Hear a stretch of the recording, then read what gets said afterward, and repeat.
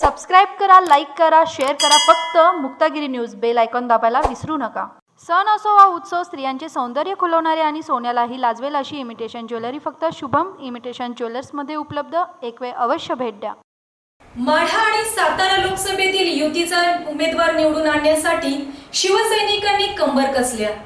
पाहूया आमचे फलटणचे प्रतिनिधी युवराज पवार यांनी घेतलेल्या या प्रतिक्रिया.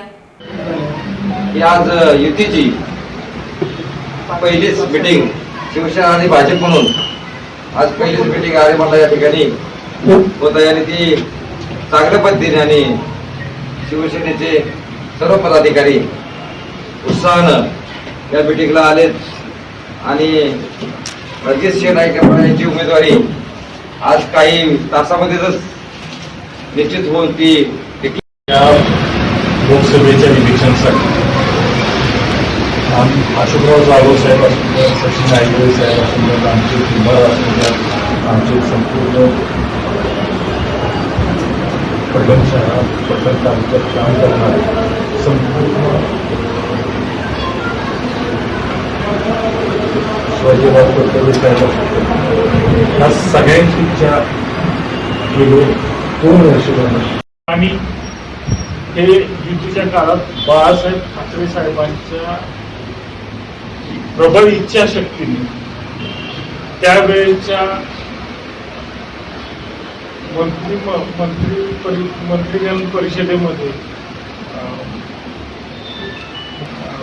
मनोज जोशी साहेब असतील, माननीय गोपीनाथ मुंडे साहेब असतील, या लोकांच्या माध्यमातून ही जी पोस्ट ऑफिसची स्थापना पटण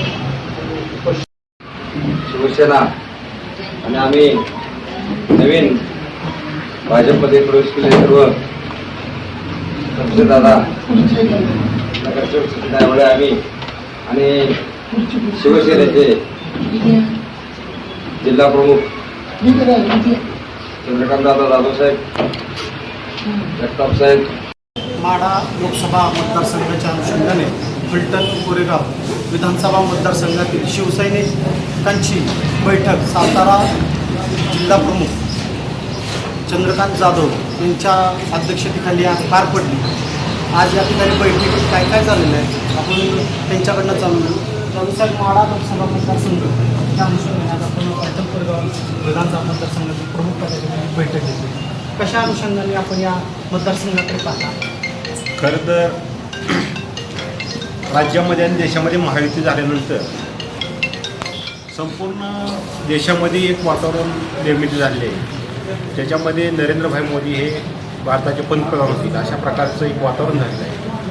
आणि त्याचबरोबर संपूर्ण सातारा किंवा माढा मतदारसंघ असतील ते मतदारसंघसुद्धा महायुतीमध्ये आम्ही पूर्ण क्षमतेने जिंकणारच अशा निर्धाराची आजपर्यंत आम्ही तयारी केलेली आहे.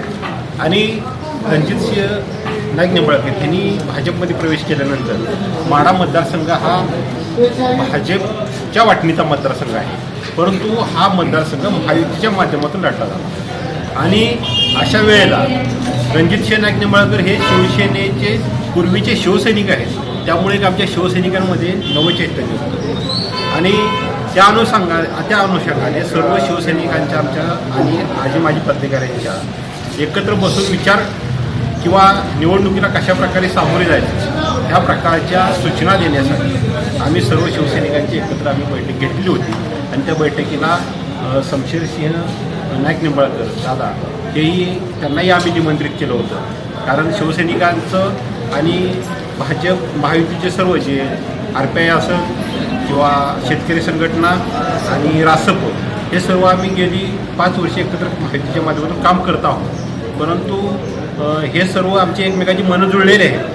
तरी पण रणजितदादा आता नवीनच आमच्या महायुतीमध्ये सामील झाले आणि म्हणून शमशेर दादांना सुद्धा ह्या माहितीच्या सर्वांची ओळख झाली पाहिजे. खरं तर त्यांना शमशेरदादा म्हणून ओळखतात, परंतु आपल्या पक्षाच्या उमेदवाराची ओळख असणं अतिशय गरजेचे आहे. त्या दृष्टीने आम्ही त्यांनाही बैठकीमध्ये आमंत्रित केलं होतं. आणि आगामी काळामध्ये माढामध्ये शिवसेना, भाजपा आणि महायुतीचा उमेदवार प्रचंड बहुमताने निवडून आणण्याच्या अनुषंगाने आम्ही सर्व शिवसेनेच्या आजी माजी पदाधिकाऱ्यांना सूचना दिली आणि त्या पद्धतीने आम्ही काम करणार आहोत. पाहिलं या ठिकाणी माडा जिंकण्यासाठी भाजप शिवसेना युतीनं या ठिकाणी अक्षरशः कंबर कसलेली आहे. आणि बघूयात आता थोड्या दिवसात या ठिकाणी निवडणुकीचा वार आता उमेदवारी जाहीर झाल्यानंतर सुरूच होईल. कॅमेरामन युवराज पवार, शक्ती भोसलेसह युवराज पवार, फलटण.